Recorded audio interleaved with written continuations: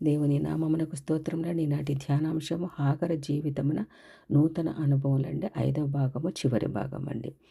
ఈ యొక్క 5 భాగములు కూడా దేవుడు శారాయి, అబ్రాము, హాగరు జీవితములలో జరిగిన పరిస్థితుల వలన వారి యొక్క మనశ్శాంతి లేకపోవడము, ఇల్లంతా కూడా మరి ఎంతో వేదనతోటి, చింతతోటి ముగ్గురు ఉండడము, హాగరు బయటకు వెళ్ళడము, ఇటువంటి పరిస్థితులన్నీ కూడా మనం చూసామండి. ఈ దినమున మరి హాగరు యొక్క అనుభవాలతోటి దేవుడు మనకేమి నేర్పిస్తున్నాడో మనం నేర్చుకోవడానికి కూడా దేవుడు ఇచ్చిన మంచి వాక్యమునకు వేలాది స్తోత్రములండి. అరణ్య జీవితమున హాగరు అనేకమైన నూతన అనుభవాలు పొందిందండి.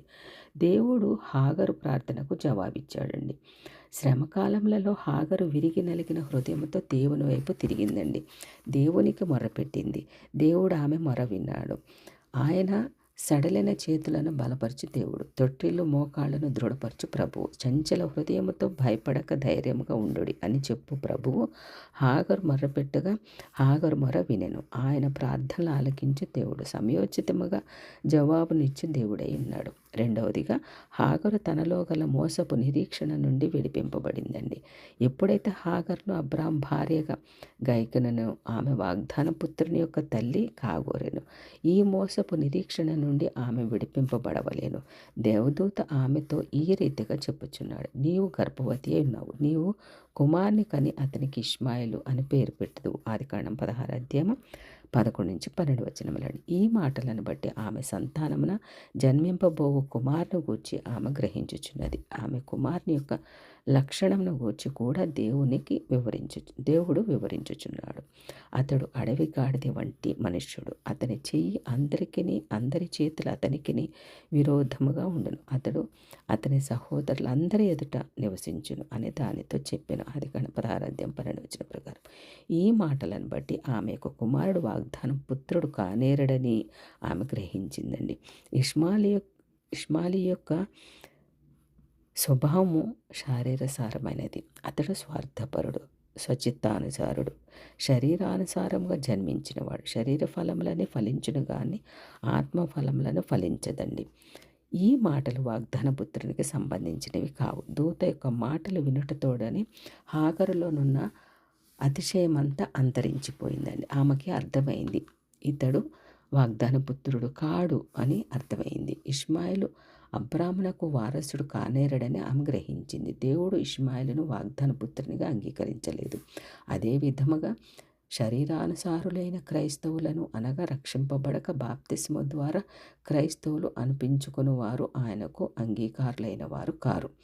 ఈ విషయంలో ప్రభు బహు కఠినముగా ఉంటారండి. ఆయన తల్లితో మాట్లాడుచు, అమ్మ నీతో నాకేమి పని, నా సమయం ఇంకనూ రాలేదు అని చెప్పుచున్నాడండి. యేసుక్రీస్తు అపోస్తులుడైన పౌలు తన శరీరం పట్ల కూడా అదే కఠినత్వం చూపించుచున్నాడు. గాలికి కొట్టినట్లు నేను పోట్లాడటలేదు, కానీ ఒకవేళ ఇతరులకు ప్రకటించిన తర్వాత నేనే భ్రష్టుడనైపోతునేమో అని నా శరీరమును నలగొట్టుకుని దానిని లోపరుచుకొనుచున్నానని కొరింథీయులకు రాసిన మొదటి పత్రిక 9వ అధ్యాయం 27లో చెప్పారండి. అబ్రామును హాగరు ఎడల అట్లే ప్రవర్తించెను.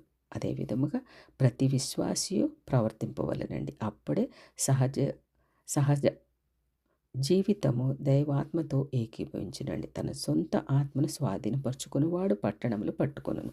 సామెతలు ప్రకృతి సంబంధమైన జీవితమును దేవుని వ్యక్తిత్వమునకు లోపరిచినప్పుడే దేవుడు తన సేవకుని బలపరిచి తన సేవకునికి చేయును. మూడవదిగా హాగరు సంతానమునకు దేవుని వాగ్దానం. విడనాడబడిన హాగరు మొర దేవుడు విని ఆమె సంతానమును గూర్చి కూడా గొప్ప వాగ్దానం చేశారండి.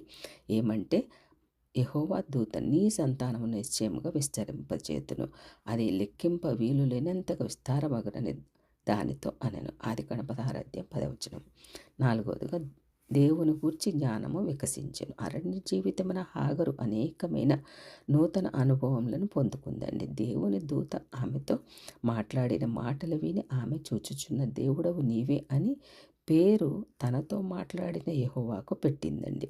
అరణ్యములో ఏకాకిగా విసర్జింపబడి మానవ సానుభూతి ఏమాత్రం లేక దుష్ట మృగముల చేత ఆవరింపబడిన హాగరును చూచెను దేవుడు. ఆమెను ఈ స్థితిలో ఆదరించి బయటకు తీసెను. చేత దేవుడు చూచుచున్న దేవుడని గ్రహింపగలిగాను. అరణ్య జీవితం వలన ఈ బానిస కన్యకు నూతన అనుభవం కలిగిందండి. మన అనుదిన జీవితంలో కూడా మనము నూతన అనుభవమును, జీవితమున నూతన విధిని, అంతర్భాగమున నూతన భారమును కలుగు చేయవలేను. నిరాధార స్థితిలో ధైర్యమును పుట్టించును. నిరుత్సాహ పరిస్థితిలో ఆదరణ కలిగించును. హింసలలో సహనమును కలిగించును. బంధింపబడినప్పుడు విడుదలను ఇచ్చును. బలహీనతల్లో బలం ఇచ్చును. శ్రమలో మన దేవుడు మనలను చూచుచున్నాడు. ఆహా, మన జీవితంలో పలుమార్లు ఈ మాటలను రెట్టించి చెప్పుకునే ఎడల మనకెంతో ఆదరణకరముగా, సంతోషముగా ఉంటుందండి. దేవుడు అచ్చట ఉన్నాడు, దేవుడు దగ్గర ఉన్నాడు, దేవుడు చూచుచున్నవాడు. దావీదు మహారాజు ఈ అనుభవంలోనే కీర్తన గ్రంథం 139 అధ్యాయంలో బహుగా వివరించుచున్నాడండి. ఆయన సమస్తము పరిశీలన చేసి మనకిచ్చువాడు. ఆయన మనలను చూచి మన పక్షమున పగ తీర్చువాడు. ఆయన మన కొదువులను చూచి పోషించువాడు. ఆయన నేత్రములు లోకమంతటా సంచారము చేయును. ఆమె